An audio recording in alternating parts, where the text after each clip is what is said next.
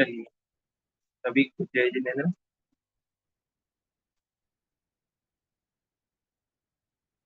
आइए, मंगलाचरण कर रहे हैं आज की कक्षा का। सभी लोग हाथ जोड़ लीजिए।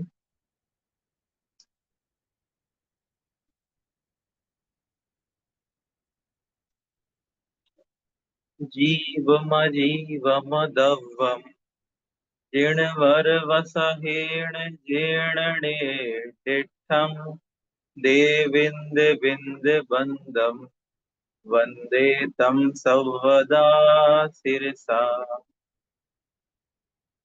जीवो उभ ओगमो अमुत्तिकर्ता सदेह परिमाणो भूता संसारतो सिद्धोऽसो वित्तसोऽडगै तिक्काले च दुपाणा इन्द्रियबलमाहुवाणपाणो य भवहारासो जीवो ऋच्छयणय दोदुच्छेदना जस्य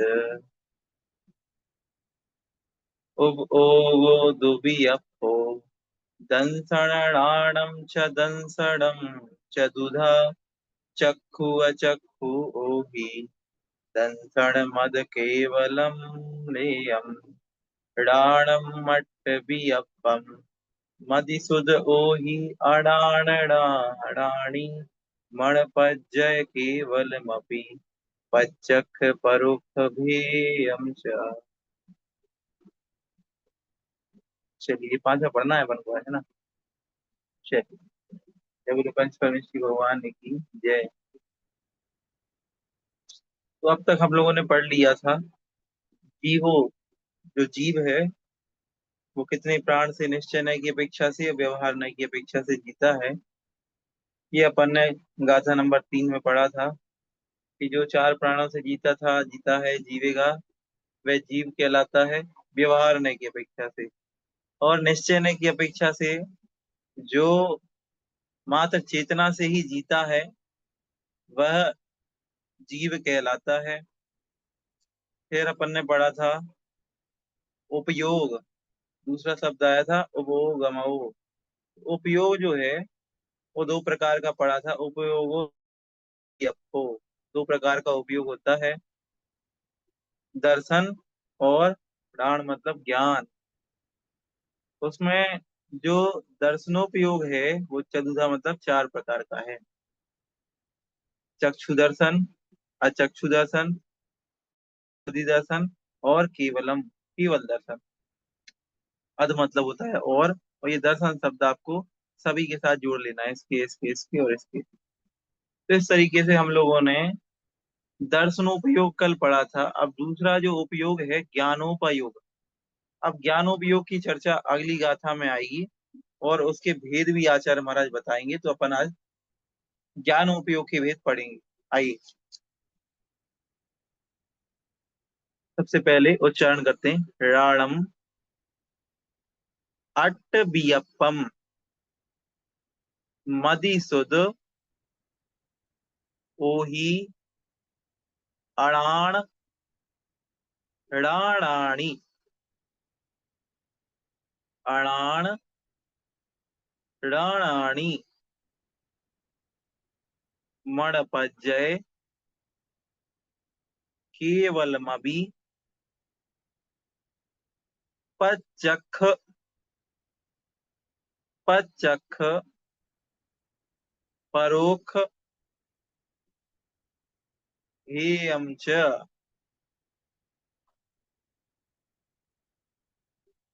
कह रहे हैं णाणम अट्टबियप्पम मदिसुद ओहि अणाणाणाणि मणपज्जय केवलमभि पच्चख परोक्ष भेयम च। उच्चारण बना, पढ़ते बना आप लोगों से। चलिए, चलते हैं अर्थ की ओर।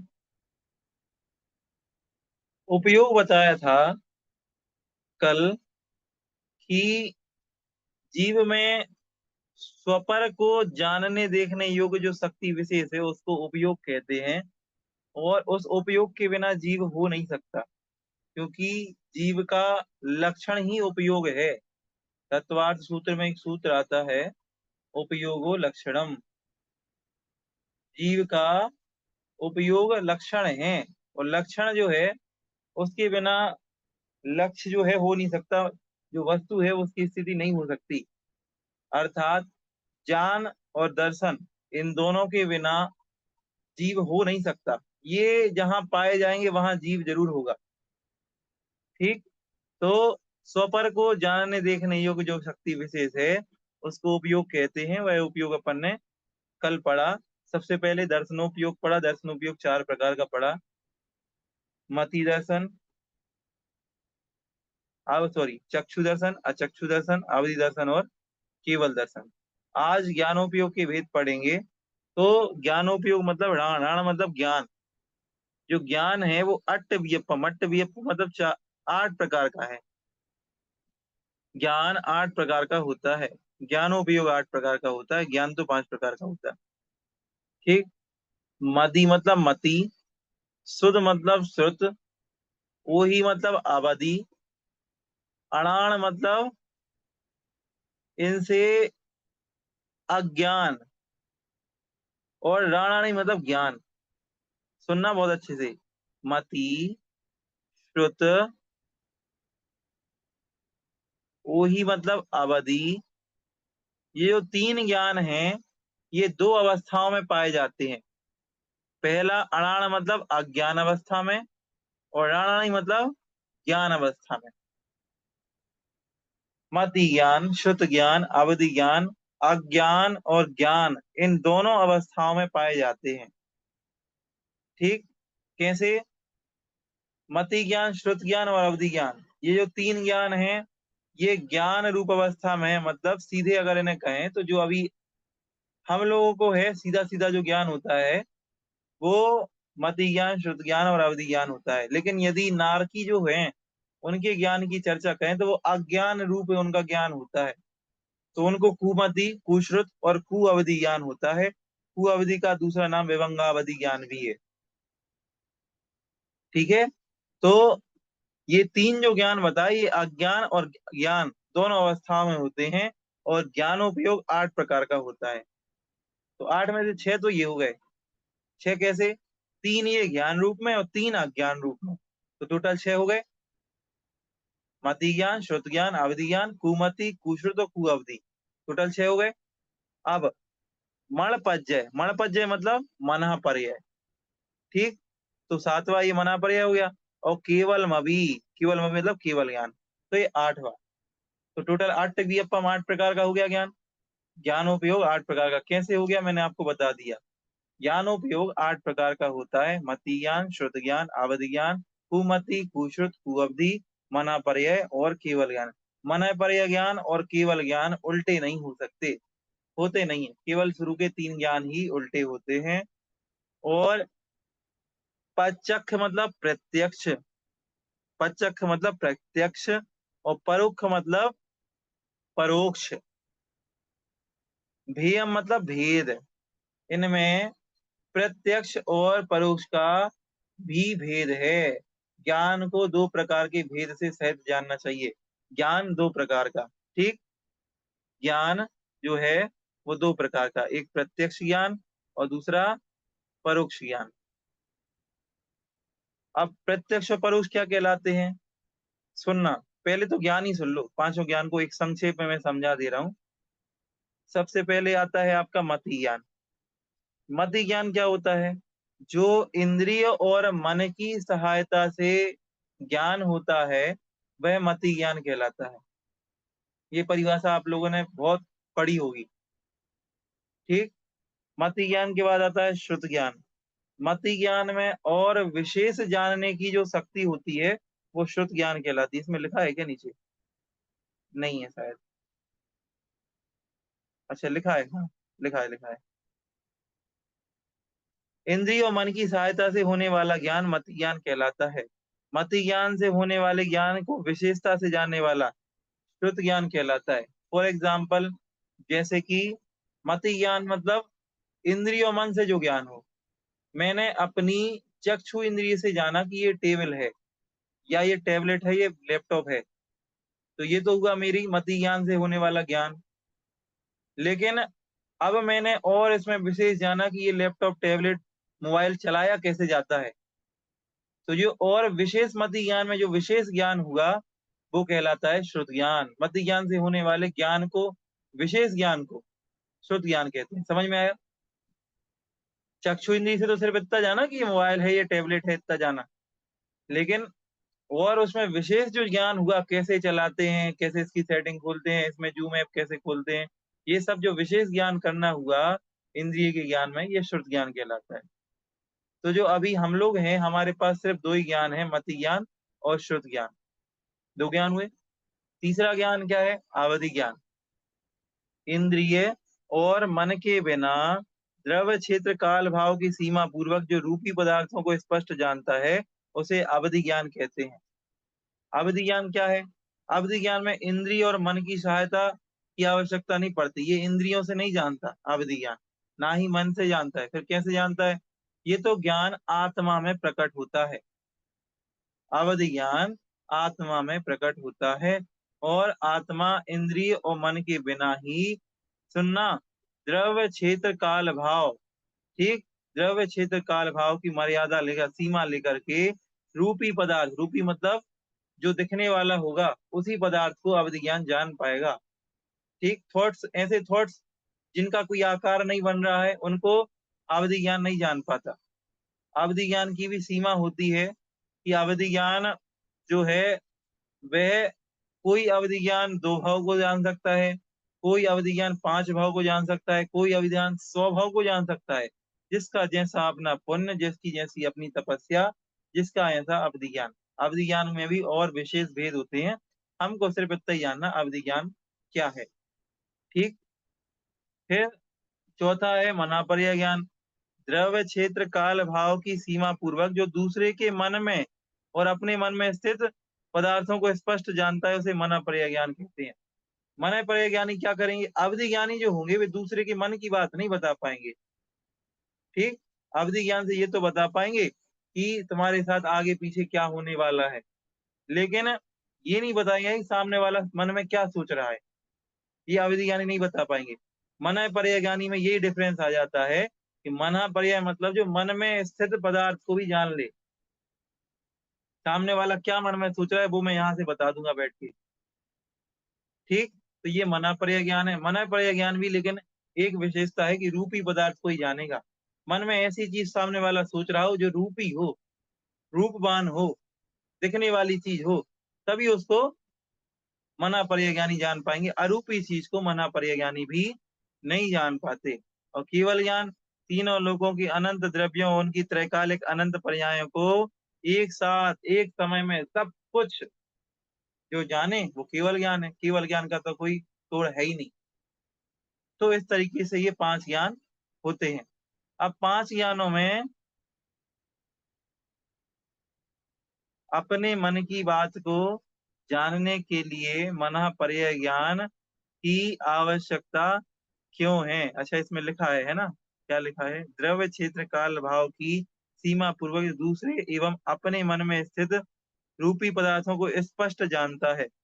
स्पष्ट जानता से तात्पर्य हो सकता है कि, और जिसकी हमारे मन में कोई बात आ रही है रूपी पदार्थ को लेकर के, कि मैंने इस टेबल के बारे में थोड़ा सा अपने मन में चिंतन किया, तो मैं तो थोड़ा ही जान पाऊंगा इस टेबल के बारे में जितना मुझे ज्ञान होगा।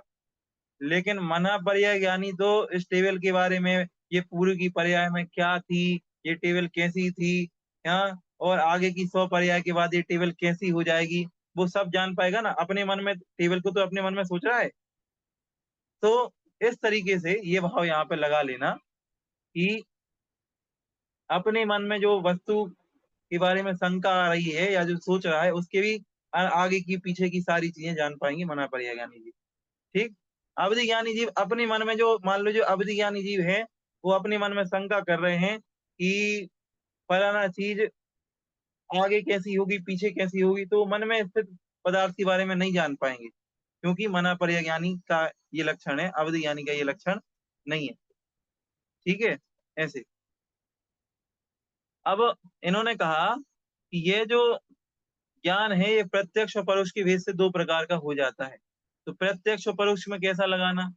प्रत्यक्ष और परोक्ष की परिभाषा बनती है, जो ज्ञान मति ज्ञान और श्रुति ज्ञान है, ये दो ज्ञान जो है वो परोक्ष ज्ञान के अंतर्गत आते हैं। परोक्ष ज्ञान मतलब जो इंद्रिय और मन की सहायता से जो ज्ञान होता है वो परोक्ष ज्ञान होता है। परोक्ष ज्ञान क्या होता है? जो इंद्रिय और मन की सहायता से हो तो परोक्ष ज्ञान है, और जो इंद्रिय और मन की सहायता से ना हो वह प्रत्यक्ष ज्ञान है। ठीक है, तो आगे के जो दो ज्ञान हैं, मति ज्ञान और श्रुत ज्ञान, ये इंद्रिय और मन की सहायता से हैं, इसीलिए ये परोक्ष ज्ञान कहलाते हैं। तत्ववाद सूत्र जी में एक सूत्र आप लोगों ने पढ़ा होगा, आद्य परोक्षम। आगे के दो ज्ञान परोक्ष ज्ञान कहलाते हैं, प्रत्यक्ष मन्यत। और आगे जो और अन्य ज्ञान हैं वे प्रत्यक्ष कहलाते हैं। तो आगे के और कौन से? अवधि ज्ञान, मना पर ज्ञान और केवल ज्ञान। तो इस हिसाब से लगा लेना। तो इस प्रकार से ज्ञान के भी प्रत्यक्ष और परोक्ष के भेद से दो प्रकार के भेद कहे गए हैं। और ज्ञान 8 प्रकार का होता है, मति ज्ञान, श्रुत ज्ञान, अवधि ज्ञान, मना पर ज्ञान, केवल ज्ञान, कुमति, कुश्रुत और कुअवधि। जो विपरीत ज्ञान होते हैं वे मिथ्यात्व के उदय से होते हैं, और मिथ्यात्व के बिना जो ज्ञान होते हैं वे अच्छे ज्ञान कहलाते हैं या ज्ञान कहलाते हैं, अज्ञान नहीं कहलाते। ठीक, इस हिसाब से अपन ने ये श्लोक पढ़ा, गाथा पढ़ी। गाथे में अपन ने ज्ञान के 8 वेदों को बहुत अच्छे से देख लिया, ज्ञानोपयोग के 8 वेद। अब एक और गाथा, नए विवक्षा से जीव का पुनः लक्षण। अब जीव का नए की अपेक्षा से लक्षण यहाँ बता रहे हैं, आइए पढ़ते हैं। अट्ट चदु णाण दंसण सामण्णम जीव लक्षणम भणियम बवहारा शुद्धणया शुद्धम पुण दंसणम णाणम। उच्चारण कीजिए एक साथ। अट्ट चदुडान दंसण सामण्णम जीव लक्षणम भणियम बवहारा शुद्धणया शुद्धम पुणदंसणम णाणम। ठीक, उच्चारण करते बन रहा है। आइए अब अर्थ की ओर चल रहे हैं।